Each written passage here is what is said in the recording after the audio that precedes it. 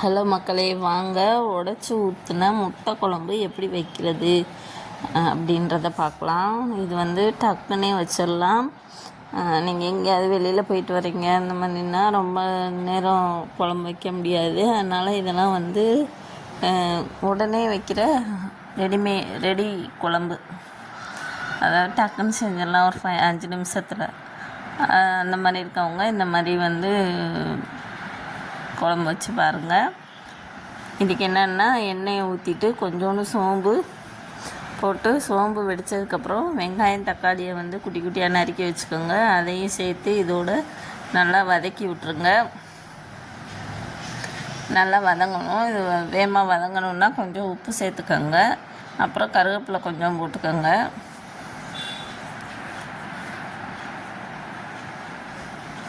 அதாவது வெங்காயம் தக்காளி நல்லா நைஸாக வதங்கிடணும். அப்போ தான் இந்த குழம்பு வந்து நல்லாயிருக்கும்.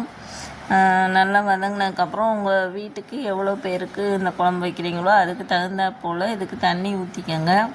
தண்ணி ஊற்றிட்டு நம்மளோட வீட்டு குழம்பு மிளகாத்தூள் வந்து 4 பேருக்குன்னா 2 ஸ்பூன் போடலாம். நீங்கள் எத்தனை பேர் இருக்கீங்களோ அதுக்கு தகுந்த மாதிரி குழம்பு மிளகாத்தூள் போட்டுக்கோங்க.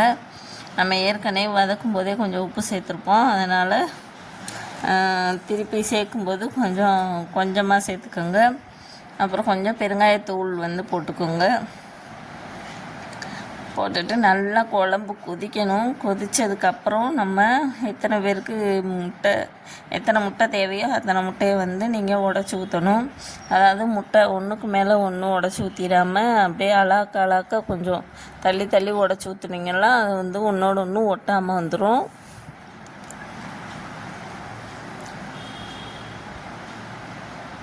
நல்லா கொதி வந்தவுடனே அப்படியே வந்துட்டு கொஞ்சம் சுண்டு நாப்பில் இருக்கிற மாதிரி வேணும்னா சுண்டு நாப்பில் வச்சு பெரட்டல் மாதிரி வச்சு சாப்பிடலாம். குழம்பு மாதிரி வேணும்னாலும் குழம்பு மாதிரி வச்சுக்கலாம்.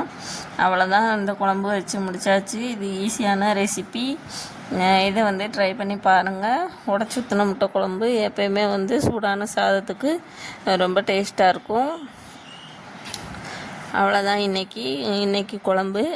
நாளைக்கு என்னன்றதை நாளைக்கு வீடியோவில் பார்க்கலாம்.